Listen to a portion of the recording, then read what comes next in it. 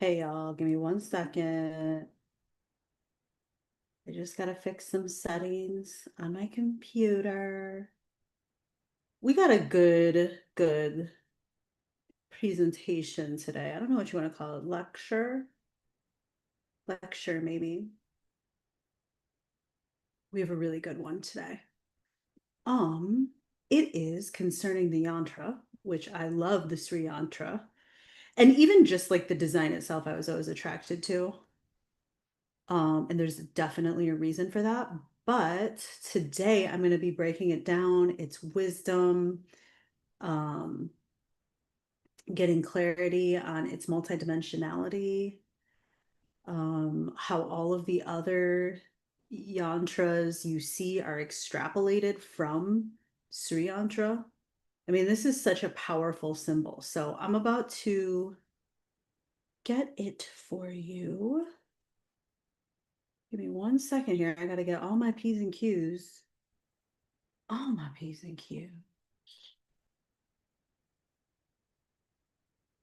It is such a multi-dimensional map, though. And if you've been following this channel, um, we're in the midst of a KYTT right now, which is a Kundalini 500-hour training. And it's so powerful. I feel so excited and privileged to be able to guide these amazing women in this practice. All right, just give me a second. I got to get it on presentation mode.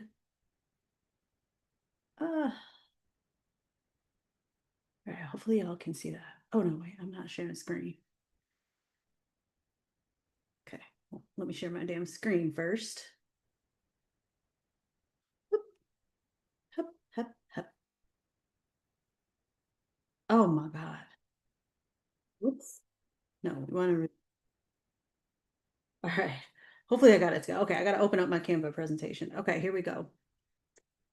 Okay, so yes, get something to drink, get real comfy on this one. This is so good. I'm like really excited to present this just because I'm loving immersing myself in the Kundalini Kriya alongside as I'm guiding the KYTT,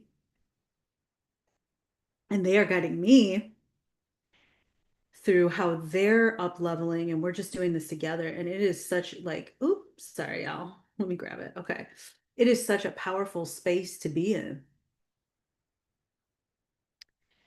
So, just some housekeeping items before I get started. First of all, this is a small fractionated piece of the 500-hour Soul Codes Kundalini for Somatic Wealth yoga teacher training. This is one of the most extensive trainings I've ever done. I've had 22 trainings already in yoga, and today it is the solstice as well as International Yoga Day. So I definitely wanted to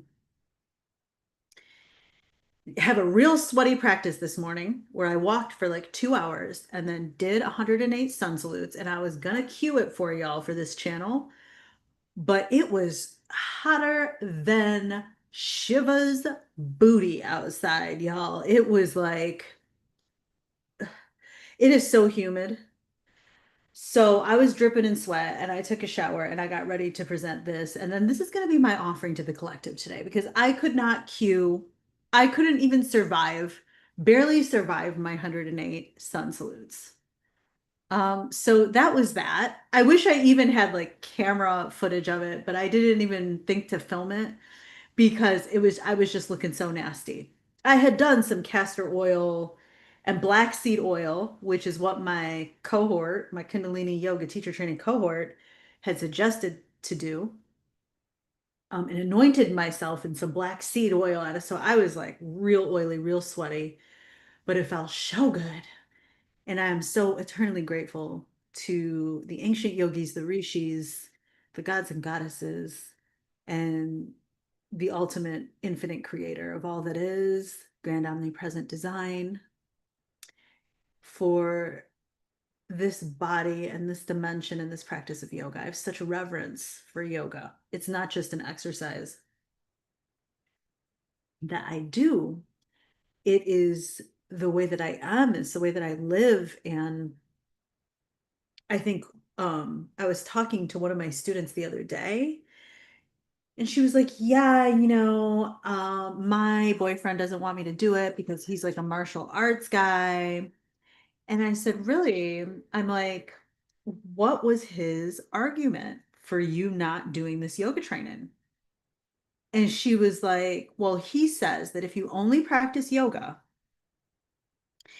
that you become too flexible and not strong enough. It's like, what type of yoga is he practicing?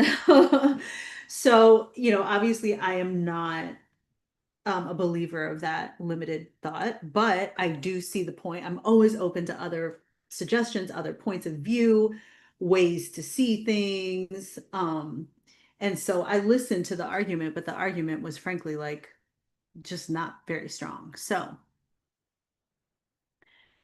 practice my yoga every day in sadhana. Very few days that I don't practice yoga. I practice yoga more than not practice yoga more than talking about it. Well, that's for sure.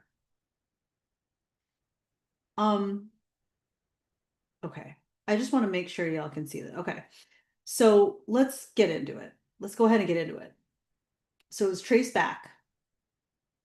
I don't know if it's 3,100 years. Here's what I do know. When I've studied Gnosticism and Hermeticism, the occult, across all different civilizations, the origin of numbers, okay, like actual symbology of what the stars are. I found that the Chaldeans looked to the stars, saw them as nodes, and translated them into numbers. From there, the Egyptians adopted the Chaldeans' numerology system. Okay, so this is a symbol. It's not numbers, it's obviously like a symbol, the one that was on that first page.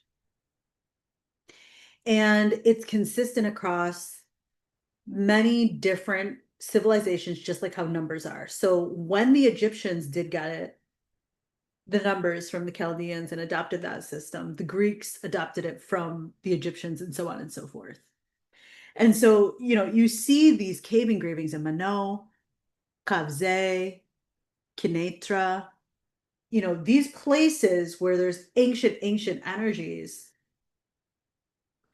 have this symbology of the Sri Yantra. There's a lot of early use of it in art and architecture and engineering and spirituality across many different civilizations, which causes me to really look at the intersective points in history where the Egyptians may have had an exchange of information with the yogis. So the legend has it that Shiva gave out 64 yantras, and this is in our Kulnarvana, I can't fucking pronounce it. But it's in our Tantra book that's in your KYTT 500 module under books, which is essentially like a podcast in between Shiva and Parvati. They're like talking and having a discussion. Shiva is showing her the makeup of the universe and explaining it to her. In that, he gave the knowledge of the Sri Yantra to Parvati and said, this is very precious because from this, every other symbol that we have, all the mandalas that we have, can be extrapolated. And he called it the Raja Yantra. And so, the true origins of it, who really fucking knows? The yantra symbol was given by the rishis who were accessing this other level of consciousness, as we learned in the science of sound section, likely through Shruti, one actual frequency that just was like this instantaneous download of the wisdom and the knowledge and all of these things that we have today, that quantum biology, neuroscience, and all that shit is just validating now. The ancient yogis had this, they documented it, which is why I love it. I've I think that when you have access to this type of knowledge, um, who I got chills. Maybe it's my air conditioner right above me. But when you have access to this type of of wisdom that it's a gift. It's truly a privilege and a gift, and it's not to be squandered, which is why I always share it. And I really show so much reverence, even just through these slideshows, which are so laborious. They're really almost like my tapas, my devotional self-discipline to do this work, to be able to share it with others in a tangible way. But these rishis who access this alternate consciousness, it's like having an ayahuasca experience or something like that, where it's not the same. Once you do a yantra meditation, even just one time, you're not going to be the same, and this is how it felt when I first started chanting mantras, really early on, and was so self-conscious about my voice and like that I needed to be a good singer to be doing this with like my studio had such good acoustics, but with all these people. And really, I later on just realized that it has nothing to do with tone or pitch in your voice. It has everything to do with frequency, the reverberation of how you feel it and embody it. So, same thing with this, same concept. And so you'll see so many applications of sacred geometry in the pyramids, in the temples, mandalas, yantras, um, and in daily use, it manifests itself through our measurement system, through our farming system, meditation, and feeling aligned in our energy. So, why would we even care about the symbol, right? Why would we care about this? Because my slideshows and the words that I speak and the language that I speak is so limited. Intense philosophical thoughts cannot be communicated using words. This is why across every civilization, all those ones that I just mentioned, you're going to find sacred symbols. Sri Yantra is the most potent, powerful symbol that exists on this planet. So that's why I'm breaking it down in this way. So you'll see it in the Pyramid of Giza, the Golden Ratio, Fibonacci sequence. You'll see it in the Hindu mandala temples, Greek and Roman proportional temples, and Gobekli Tepe. Their entire 12,000-year-old cemetery. I don't even know if it's 12. It probably predates 12,000 years, but you will see the golden sequences, the golden ratios, the Fibonacci sequence. Um, and it's going to be the same symmetry as the Sri Yantra, which I think is that's just like mind-boggling. So the power of geometry is basically because it's symbolic, because it unifies, because there's balance within it. Obviously, advanced engineering based off of these sacred ratios exists, and that's why we see what we see in today's world. Um, you see, when we talk about these kind of concepts, it's like it's so layered because we're not just talking about life and death. We're talking like beyond life and death, and we're talking about the zenith of like what exists beyond life and death. Um, and where it all actually originates from, which is like I can't even like say the words because it's so profound. That, scientifically, mathematically, and quantum, that resonance is just starting to catch up. That's how ancient, primordial, yet also advanced it actually is. So if you notice, yantra has the same root word as tantra, has the same root word as mantra. But it's one of the three tantric tools, along with mantra, which is the primordial sounds of the mind, and the mudras, which we use with our hands. So, for example, like this is my favorite one right now, self-esteem mudra. I have this like amazing card deck that I shared with my cohort, where it actually like shows you. There's like a series of 108, I think, in the entire deck, but it has like the meridian points, the chakras, just different affirmations. Anyway, basically, the yantra is a geometric portal for divine energy, and the word itself means to control, to bind, and it was the original influencer. And we'll get into why it means what it means. But you'll see that it's used in meditation, it's used in healing, it's used in manifestation practices. We'll be practicing meditation with yantra, and you will be so pleasantly surprised about what makes manifest for you.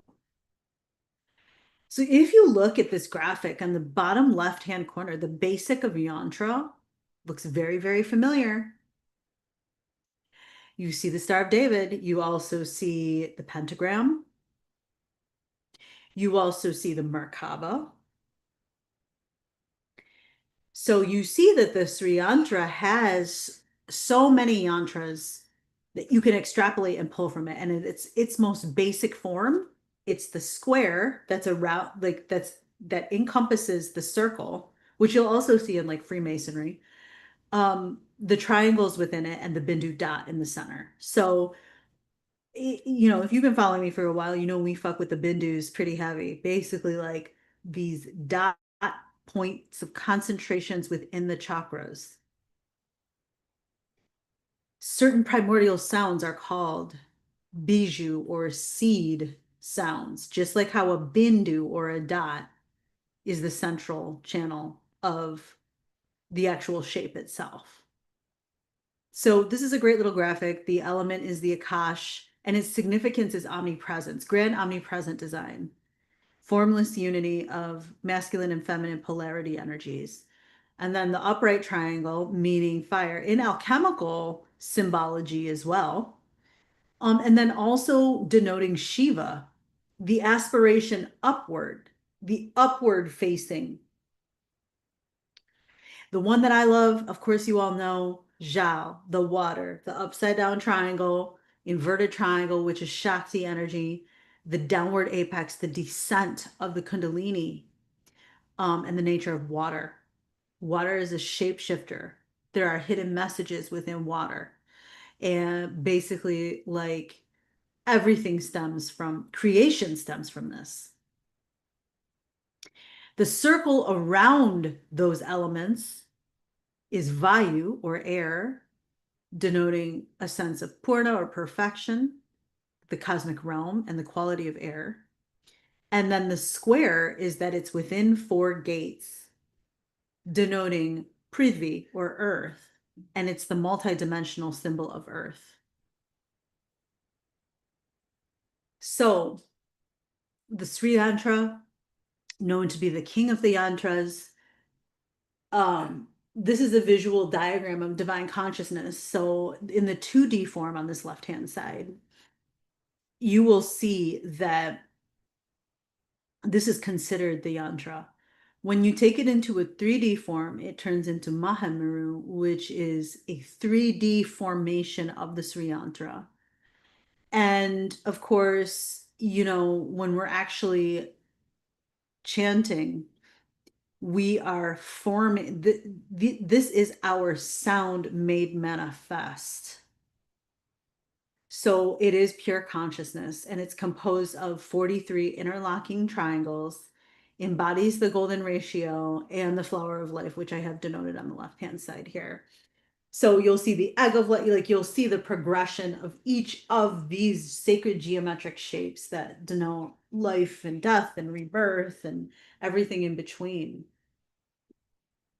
And it is truly fascinating that each of these sacred geometric shapes can be found in the one shape. Like, that's wild. So we're going to break down the meaning. So as you see here, science proving the Rishi's right, a comparison of similarities between the Sri Yantra mandala and a tonoscope, the picture of the sound Om. The Sri Yantra mandala is thousands of years old. Okay, so here's the spiritual significance of it. This picture on the right is Oregon's Sri Yantra. So what happened was is that it was these farmers superimposed that on their land. And they found in this study that, which was done in Oregon, that it boosted plant germination time 2.2 times two. It altered the soil structure, making it more fertile. And the geometric alignment was with the pyramids. And also the quantum correlations in the structure. So what I brought out originally of the Fibonacci sequence and the golden ratio, just even meditating upon the shape itself activates the pineal gland. When we're going to be doing this type of thing, like we did for the CSF Kriya, I think it was, or the glandular Kriya, I can't remember which one, they all blur together now, and make the sound and feel that reverberation in the head toward the center of the brain, aligning the brain hemispheres as a portal for higher consciousness. Um, that's really what happens with this Sri Yantra meditation. It's really, really powerful. So here's what it means.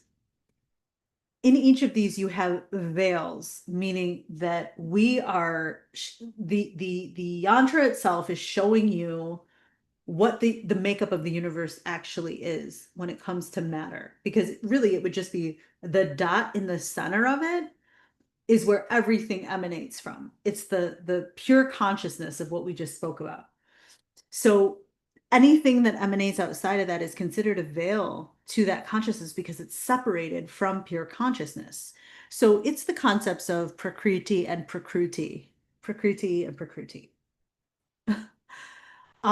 which is the unmanifest and the manifest, quite simply. Darkness, where everything derives from, and light, the yin yang symbol, the fact that you wouldn't be able to even know what darkness is if we didn't have light. And you wouldn't be able to know what light is if we didn't have dark. So that the universal law is actually encoded into the yantra of that polarity, universal law of polarity. So the first thing is the square that goes around it, which is space. In the intricacy of some of these, you'll have three concentric circles within the square. The four, like, I don't know what you want to call those, like divots, they look like handles outside of the square, represent the four ages of the yuga cycle that we go through. And then within that is the circles of time. So past, present, and future. And then when you observe even further in, looking at the 16 petals, we're going to break it all down. These are usually of the mind and the elements of the mind, or really like elements in general, just elemental knowledge. The 8 petals within that stand for the 8 different yogini goddesses. And then you see 14 triangles, 10 triangles, and another 10 triangles that are the different pranas, ways to be able to incite prana as well. So like the techniques themselves, pranayama, downward triangle. When you stare at this long enough, sometimes you only see upward facing triangles and sometimes you only see downward facing triangles. Like really stare at it. It's like incredible. So the downward facing triangle represents the womb. As you know, the upward facing triangle represents Shiva, fire energy. And then the Bindu in the center is Shiva Shakti union. Okay, so let's break it all down. Time, concentric circles, space, the square, the vels. So Avarana Trikoyamohana, that represents the first step in the Sri Yantra's layered structure. It symbolizes the outer world and the initial stage of a spiritual journey toward the center, which is ultimate reality. And remember, those 4 areas that look like little handles are the 4 stages of time. They're the 4 general ages that humans go through biologically. And So like basically like babyhood, adolescence, adulthood, and like seniorhood, like just generally speaking. Then you have 16 lotus petals. So five karmendriyas, mouth, hands, feet, genitals, rectum. Five gyanendriyas, which is the ears, the eyes, the skin, the tongue, and the nose. Five mahabhutas, so that's sometimes spelled mahabhut with a U instead of two O's. Air, water, earth, wind, sky, ether. And then one mind space. So this avarana correspond, which is a section of the yantra, it corresponds to the Svadhisthana chakra of the mother goddess. You have a 16 petaled lotus, and basically it's the fulfiller of all of our desires. And in the 16 petals is also 16 vowels of the Sanskrit alphabet. That's like so wild. Okay, so when we get into the eight petals, it's basically these are invoked to awaken the stagnant energies, to clear karmic layers, or to ignite deep transformation. When we talk about that they represent certain yogini goddesses, this is just spiritually speaking, according to the yogis. This is not intended to make anybody upset. But when a mother has a son, biologically male child, the lineage of the mother and the father of that child is strong. It comes and incarnates into this lifetime in this world very strongly. When the mother and the father have a female child, females are known to be karmic clearers. So they were incarnated here to help clear the karma of each of the lineages of the mother and the father. Both universal law of genders are very important for different types of reasons and different scope. So I'm not here to make anybody upset of that. Like there's like in medieval times, they would call, if like how I have an older son and a younger daughter, they call that the King's Code because it ultimately has like the lineage bearer and also like another um embodiment to be able to clear karma. I'm just delivering the information. That is not the like really the world according to me. That's just like what I've gleaned from studying this. So in this next piece of it, these are the 14 triangles or whatever. Like these are what your karma actually is. It's what agitates and activates the veils of illusion. So every situation that you go through in life, everything, all the people, all the places, all the jobs you might have or situations that you find yourself in, they're all here to agitate. And I don't know if that's the right word, but they're here to activate different levels of your soul's development. So they're all taking place in order for us to move toward our one center of truth. And I think like that's comforting because it's like sometimes you wonder like why am I in this situation? Like why do I feel the way I do about this situation? And ultimately, yes, it's all a lesson. There's always a reason, but that reason is to undo different levels of illusion and to uncover all of the veils so that you can come to a deeper knowingness and wisdom of your own truth.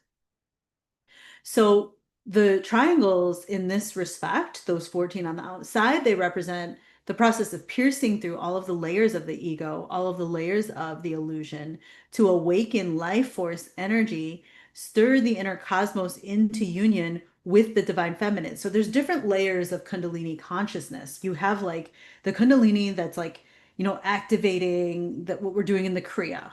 Then you have like a sort of a chit kriya, a kundalini, which is sort of the mind space that starts to open up and you start to become aware of all of these things to even know to meditate on the Sri Yantra. Then you have more of like a all-encompassing um, absolute transcendence of all that is Kundalini. So that's really, I mean, like we are talking about so many different nuances within Kundalini in just studying the yantras. But take a deep breath. It's all really the same shit over and over and over again is what you're gonna find. Basically, all you really need to know, your big takeaway from that is that everything in your life is a karmic cycle for you to be able to escape samsara. I don't know if escape's the right word, but to process through this wheel of illusion and break through that wheel of illusion through each different lifetime to lifetime to lifetime to lifetime, where your soul eventually dissolves deep into the Bindu space, merges with the grand omnipresent design, and you become one with the source, transcending all that is. I can only talk about that because I haven't done that yet. I haven't ever actually experienced that. Obviously not, because I'm still here. Um, but yeah, I'm down. I am down for that ride. So here's what we talk about with the other triangles. Okay. So on the left-hand side, Naga. Naga is a term for serpent. Oh my God. There's a whole like rabbit hole we could go down with just that term Naga. It's a Sanskrit term that is talking about that spiritual wisdom serpent energy. And so, but in this respect, it's really referring to a type of breathing technique. So, like a snake breath, which is like through the nose and then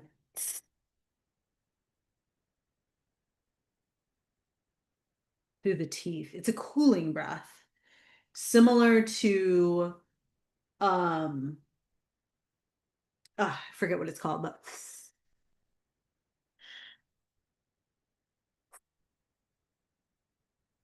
we just did it a bunch of times. Anyway, moving on. Kurma, turtle breath. Devadatta, yawning. That's a huge piece of your awakening, literally. The Krikala, which is sneezing and coughing. And that's where all of these terminology of like, bless you, bless you. Because like back in the day, it was known to be like that you're actually excreting out demons. So anytime like you cough or anytime you sneeze, you're actually releasing little by little pieces of karma that reside in the form of mucus or in your actual system itself. Um, Another story for another day, I guess. But then you have Dhananjaya, which is the heart valves. On the other side, you will see the actual like describing of how energy moves through the body when we're doing breathing techniques in the yoga asana. So pranavayu, the vayus, the vital winds of the body. Apana, sending the energy down. Udana, sending the energy up and circulating through the head like we do for skull shining breath. Vyana, the distribution of energy throughout the body, and samana through the belly. So, that's more of the 200-hour level really studying that stuff. And we circle back to that quite a bit within the Kundalini practice because we're moving energy the entire time. A lot of it is pranic breathing, pranic energy, but we're utilizing almost all vital winds and keeping them within the body with the bandha locks. So, I mean, this shit gets real. It's like, seems like you're not doing much, but actually you're doing so much work in such a small amount of time. It's just very efficient, is what it is. It's technology. It's technology. That's really what we mean when we say, like, oh, this is body technology, this is sacred technology, this is sacred tech. Because your body is tech. Like it's your tech for your soul to be able to, for God to be able to experience the senses through your soul as a fractionated being of the infinite creator. This is the type of shit the Sri Yantra puts me on, y'all. Like these are the codes. You're welcome. So, anywho, the Sarva, Artha, Sadaka. So that's the inner part of those triangles It means all, everything, every kind. Artha, meaning, purpose, wealth, object, goal, desire, all that shit that you're working toward. The Sadaka is the person who accomplishes, the person who achieves it, the person, the soul that fulfills. So Sarva Artha Sadaka, that which fulfills or accomplishes the desire or the meaning. That's what Kundalini, that's what Tantra is. All is Tantra is a dissolution of desire through integration with yourself. We in this culture tend to really glorify romantic love. The Greeks have so many different names for what love and what how that expresses itself through many different emanations. Just like how the gods and goddesses express different emanations of love through their different characteristics, like Shiva being consciousness, Brahma being space, Vishnu being time, Parvati being, goddess of beauty, Saraswati being goddess of knowledge, like all of these different areas. Tantra is taking all that is, integrating all that is within your psyche in a coherent, very coherent, methodical manner. And this could take lifetimes. Like, I will tell you that my soul has been here for lifetimes, and I know it has because I had to learn this shit really early on and like actually process it, integrate it, and live it in order to be able to tell you y'all about it here, right now in this presentation. So the amount of work that my soul has gone through just to really not only intellectualize this, but actually embody it, it spans more than just Leah born in 1983. It expands, I want to say, 11 generations back. I don't know for a fact all of the different lifetimes that I've had, but when I've done past life regression work and all that stuff, that's as far as I go back 11 generations. Um, and I'm very tied to the Atlantis Lemuria stuff, as you know. This is all remembrance, you know what I mean? It's not like whether you believe it or not, it's what's real. So to me, it's like at first I was like, I can't go around saying shit like that. People are gonna be like, what the? But I don't really care how others perceive that. My soul knows it to be the truth, and the truth is the truth is the truth. It's a resonance. Um, And that's how you really know when somebody be not coming in full space is when you're in touch with your full truth. When there is the mirror of somebody and you're like, okay, what you're saying is not authentic. You're lying. That is your truth barometer seeing that the other barometer is off and piercing through that illusion. That's what that is. And the mirrors move the needle and pretend that they didn't do it and do all of these other things that the mind controls, which is why a portion of these triangles is the one singular mind. Narcissism in and of itself is a disease that doesn't know that it has a disease. That's how I define narcissism. It has many different faces and it can manifest in so many different ways. And that word itself is like sort of like a blanket word for all bad things or whatever, but all it actually is another version of a veil. It's another version of an illusion that the mind is playing upon itself. And that's what Sri Yantra teaches us. So now we go into this enclosure, this veil, this sacred layer, the protector. So these triangles are really the protection triangles. So this layer grants universal safety. This layer is your divine defense. 8 triangles form this subtle energetic field because when you go in to the void and you are not fully protected, you could literally lose your mind. That's where that phrase comes from. Mind being the last thing that we just did, mind, all this, okay, one mind. This is the Sarva Rakashakara chakra, and it's a layer that grants full spiritual and physical protection. The presiding deity here is the Tripura Shakti, who in her form is the universal guardian. The universal guardian.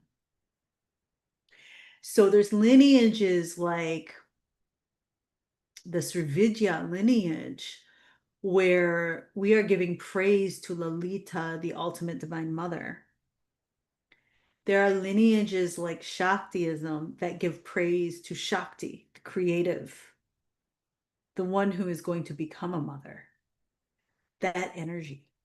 So these are all like different emanations of the goddess that we all actually have within us.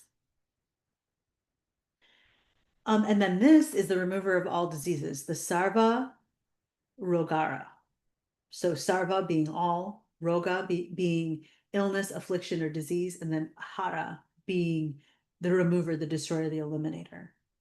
And if you are paying attention, it will ring a bell of the Hara chakra, that which is right at the navel, right behind the belly button, that forms those cords to each place, each person, each thing. And you can clear that cord by pulling the belly button back and performing different pranayama. So that's really what this piece really does, is teaches you about how to pierce through the veil and essentially be able to reverse certain disease within the body. And then this upside down triangle is the Sarva Siddhi Prada, being, as you see here, she who grants all perfections or accomplishments, the bestower of all siddhi. Siddhi is like a gift, like a spiritual power, like a level of attainment. And each of us has siddhis within our DNA. There's a great book called, oh my God, it's escaping me. I have it on my bookshelf. It's called The Gene Keys by Richard Rood. And he discusses the siddhis in there. That book is incredible. I highly recommend that book. Um, and then the Bindu. So this is all. This is the complete. This is the totality. Ananda meaning bliss, and then Maya being what is it filled of. So Sarva Ananda Maya means she who is composed of all bliss, the embodiment of complete and infinite bliss. And so in the Sri Yantra, this ninth avarana, the most innermost point, the Bindu, it's known like this is where Lalita is. This is where all of the great goddesses live, the union of Shiva and Shakti, the seat of the Supreme. And, you know, we can only really like experience this. Like me using words, it's just like it's not even doing it justice. But if you think about the culmination of all of the sadhana, all of the spiritual practice that you've ever done in your life, there's no separation between you and God. And this is where you go into Anandamaya Kosha, the bliss body, which is the realization of pure love, pure awareness, um, the state of Turiya, which is the transcendental force state beyond waking, beyond dreaming, beyond deep sleep. And it's really not like an achievement. This is literally like returning to you who is whole. It's kind of like when you see things on this planet and you're like, how the fuck did that get that way? Like any kind of wars or like the control system, you're just like, what? That's not right. Because something inherent in you is untouched and whole and knows the purity of what really is. And that's super powerful, obviously, very, very powerful. So the Kamakala, downward triangle, the womb, also known as the matrix. The powers that be know this zenith, these things that are intrinsic, and they placate upon them. So then when you have this knowledge, you can actually transcend the matrix. the bindu right in the center of it. So, we kind of touched upon this already, but you'll see that this delves into the universal laws. The yantra directly delves into each of the universal laws. So if you're not familiar with the universal laws, I highly recommend that you go into the slideshow, snapshot this, and study it. I'll go through them very quickly here. Truly, this could be a course in and of itself. But you have the law of divine oneness, where everything is connected. Every thought, every action, and the energy ripple affects the whole, and that we're all connected. Rupert Sheldrake has a lot of work around this called the morphogenic field. So, I highly recommend that you look into that work because it will blow your mind. Um, then you have the law of vibration. Everything is energy and motion, and your frequency determines your experience. So the like attracts like attracts attracts like. The law of correspondence. So as above, so below, as within, so without. The macro mirrors the micro. Your outer world reflects your inner state. Your inner state is the outer world. Law of attraction. You attract what you are. The universe does not hear your words. The universe hears your vibration. Um, Energy follows attention. Your beliefs, emotions, and intentions shape your reality. And then the law of inspiration, the law of inspired. Aligned action and effort matters. And manifestation requires taking conscious steps guided by intuition and not just thinking. You've got to take action. The law of perpetual transmutation of energy. Energy is always moving and evolving, and you can change the energy in your life through intention and elevation of consciousness. Okay, on this side, law of cause and effect. Every action has a reaction. Your choices create energetic consequences. You have the law of compensation. So you're rewarded for your efforts and contributions, and the universe balances lack with restoration and overflow where there is alignment. I love that law because sometimes you can work so hard and not feel like anything is coming into fruition. But in all actuality, there's no way that that could happen because of the law of compensation. And remember, abundance comes in infinite forms. The law of relativity, everything is relative. Challenges are opportunities for growth when compared to your soul's journey. The law of polarity, everything has an opposite. Contrast allows for a deeper inner standing. So light and dark, love and fear, hot and cold, these are all aspects of the whole. And then the law of rhythm. Everything moves in cycles, seasons, moods, tides. Life itself is an ebb and a flow of natural rhythm. So when you align yourself with that natural rhythm and stop the force, you will be aligned with the universal laws and things will just flow. And then the law of gender. Everything contains masculine and feminine energy. Balance is key. Logic and intuition fused with action and receptivity.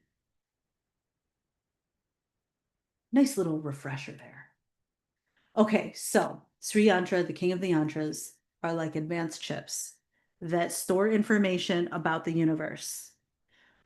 To access the knowledge hidden in the yantra, a tantrika holds it in their hand and charges the body by reciting a specific mantra.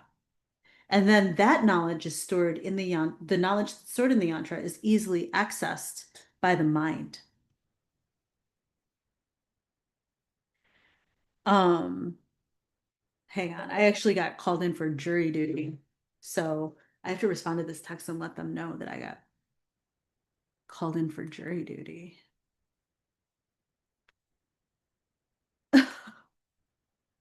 American probs.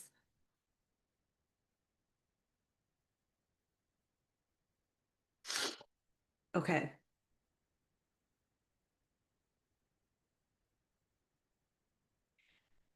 So here's how to meditate on it. You want to go from the outside and then like make your way in toward the center during the meditation. The mantra is aim, clean, sa.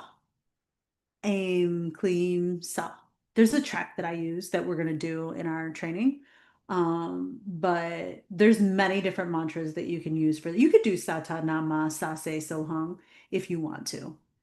And you want to use a precise, clean yantra image. You don't want one that's like crooked or like it's like worn out or whatever. Like you want a precise, clean one because it's making an impression on the subconscious and you want to have like the proper ratios and things like that.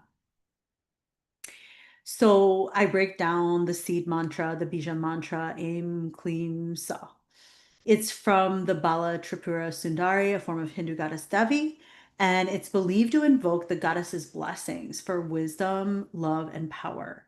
So the mantra has three seed syllables, aim, claim, and sa. Each represent different aspects of the goddess. So here's what it is, aim. Wisdom and knowledge associated with Saraswati. Saraswati holds the actual Vedas in one of her arms. She's got like the conch shell, the trident, some other shit, but has the Vedas in one of her arms to denote she's the goddess of knowledge. I actually have like a very large statue of her on a swan in this room. And then Kleem represents love and desire, which is associated with Kamadeva. And then Sa represents divine energy, power, and prosperity associated with Shakti energy. So the mantra is chanted like a prayer and it really invokes blessings and a manifestation of the goddess who's known for her beauty, her youth, her energy, and very potent abilities. Okay, so this is similar to the Sri Yantra, but I wanted to put this one in here because the dream catcher is very hyperdimensional and its light field has mechanics to it. And I think that this is worth mentioning because if you were a member of Starseed, um, you know that there was a gal, a native gal who made, she was actually Choctaw and she made all of the um, dream catchers that we had hanging up in the studio. I had I want to say like 11 hanging from the ceiling.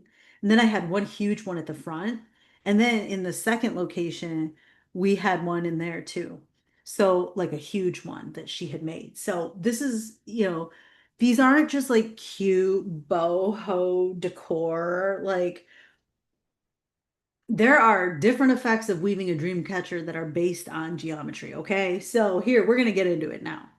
I like to slow cook this shit. Like, this is a longer presentation because there is so much to the Sri Yantra that it wouldn't do it justice if I just was like, okay, yeah, these all represent like the goddesses. Like, no, the Dreamcatcher is a hyperdimensional lattice. Okay, the Dreamcatcher is a weave. Let's go line item by line item on this. Let's slow cook it real good. Okay, the Dreamcatcher is weaving of luminous webs.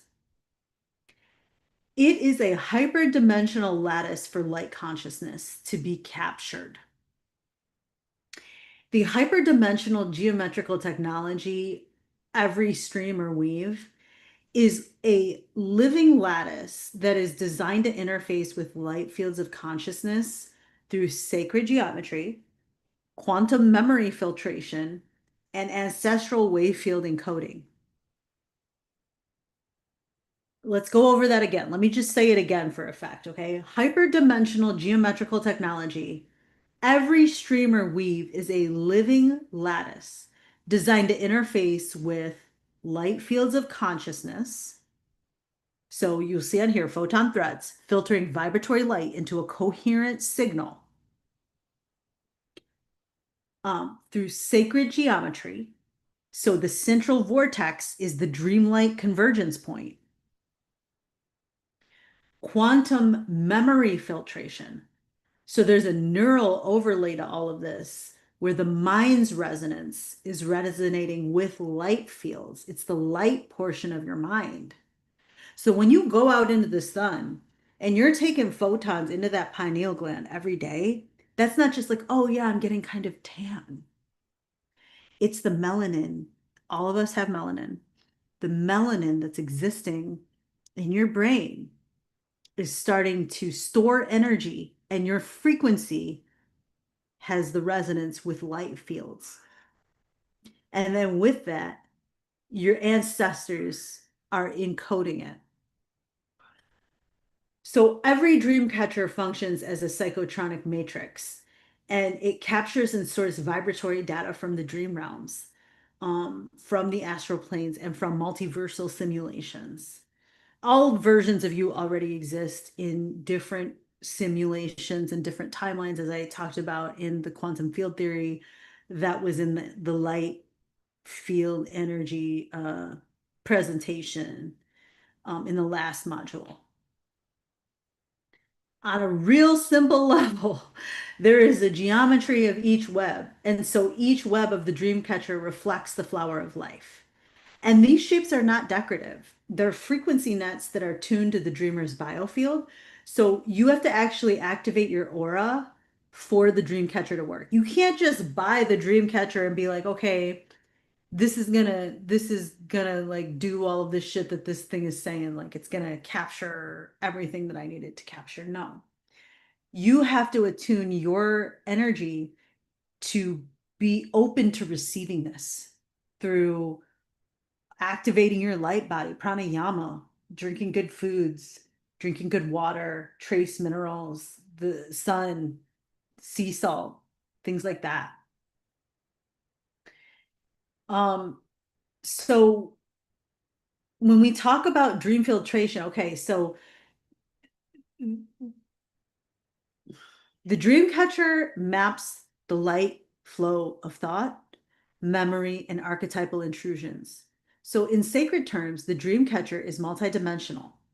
It's partially like a sigil, partially like a braid that reaches from the 3D to the 5D cognition if the dream catcher captures certain photons and quantum consciousness. Now, remember that this is from Isis Wisdom. She says that there are 999 dimensions and that we're just on the third. So, even with just this, like it's just purifying that which is already you in that dimension. Your dreams are not random. These are photon-based informational fields that are emitted by consciousness navigating between densities. And the dream catcher is sort of like this photonic sieve that separates the low density noise, so nightmares, psychic parasites, and things like that, from luminous data packets, luminous data information that are messages from the higher self in different multiverse and the ancestors. So it aligns with the quantum decoherence theory, where the observation actually collapses the field, but the dream catcher acts as a buffer before that collapse is allowed. So it's actually like a symbolic filtration that happens, and it purifies the dreamscape before that dream collapses. Y'all need to watch that movie, Inception with Leonardo DiCaprio. That one is like that movie describes the hyperdimensional nature of the dreams. But each dream catcher are spirit threads and ancestral coding that are traditionally made from sinew or from strings. And they're ancestral circuits. So each strand is encoded with bloodline harmonics based upon your genetics, because the weaving process itself is a ritual spell. Um, it's a topological encryption where the intent from you and your ancestors is infused in it, and it's passed down by the matrilineal wisdom keepers of this land, almost as psychic armor. So shout out to Dawn Bomack, that was her name, who made those dream catchers for the space. That was incredible. I'm still so grateful for that. So at the center of the dream catcher is the hole or the eye, that it's the void gateway. This is similar to the Bindu point concept in Sri Yantra.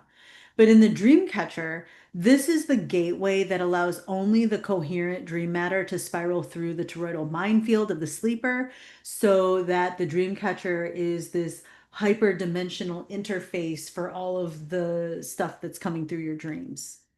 And it behaves as this subtle transducer, and it converts dream matter into signals that are readable by your higher astral self.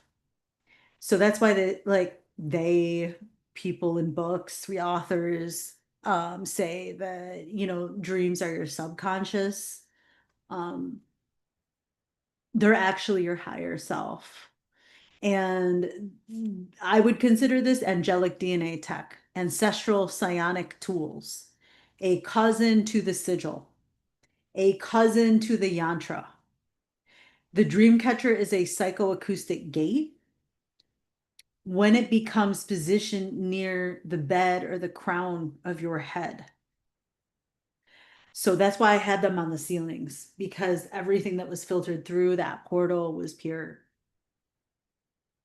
And it orients itself to geomagnetic ley lines, so etheric bandwidths depending on its construction. So if you apply it to lucid dreaming, you have a tool for soul retrieval, where the dream catcher can be used to program the dream space, embed glyphs into the structure to start to invoke memory recall, combat intrusion, summon guidance, and it's really potent in soul retrieval work. It captures lost or fragmented soul light, and then it rebinds it through your sleep. Alongside mantra, this can be a very, very strong navigational node for multiversal traversing, or just to cleanse your body and prepare your soul for the next level. So the dream catcher is not a decorative amulet. This is an ancient hyperdimensional lattice. It is a biomorphic antenna for catching, filtering, and integrating the light of consciousness when it's viewed through the lens of sacred physics and quantum esotericism. So it reveals itself as a psychic technology of ancestral intelligence that is woven into the matrix of the mind for multidimensional navigation. So one of my teachers is Ani Asaru. Shout out to Ani Asaru for like just teaching me this stuff very early on. I am so grateful for their teachings, um, and how they apply, and I've applied them to yoga. So I kind of put my own sauce on that. But when we talk about geometric asana, when we're going to practice asana, we do like a Sri Yantra meditation and then do asana. The triangle based asanas. So that's BKS Iyengar within this uh, dodecahedron. The 3-point stability and symmetry. So Parsva Konasana, and then Virabhadrasana 2. You could even do actual triangle posture, Trikonasana. The circular and spiral geometry. So anytime we're spiraling from earth to the halo, goddess posture, Nada Rajasana, which is the spiral of creation and grace, and then Chakrasana, which is wheel posture. Well, Chakrasana is actually a different posture than actual wheel pose, Dhanurasana, but cyclical wholeness. And then the yantra or the mandala align asana. So Padmasana, like what BKS Iyengar is sitting in right now. You have a still center or the bindu. Malasana, which is the petal folded grounding, and Tadasana, the vertical axis or the Sushumna being completely grounded toward the earth. And then we have some symbolic or integrative shapes. So Garudasana, eagle posture, interwoven dualities. Ardha Chandrasana, which is the lunar arc, the feminine principle, and the mandala flow, a full body yantra in motion, which we will practice. So these are the different yantras that can be extrapolated from the actual chief Sri Yantra, the King Sri Yantra. Essentially, it is the language of the soul, the blueprint of the consciousness, and the bridge between matter and the divine. It was such a pleasure making this one. I love the Sri Yantra. I could wax poetic about this all day long. I could do different presentations for each one of those yantras, but I'm gonna save y'all the trouble. And you just mess with this chief king of the yantras and thank me later for that transcendence of the matrix. It brings about a very, very, very deep inner peace. So I'm super excited to practice this with you all. Super excited to practice this with our cohort. Sat Nam Yogis, truth is my identity is my truth. Namaste. Happy yoga day. Happy solstice.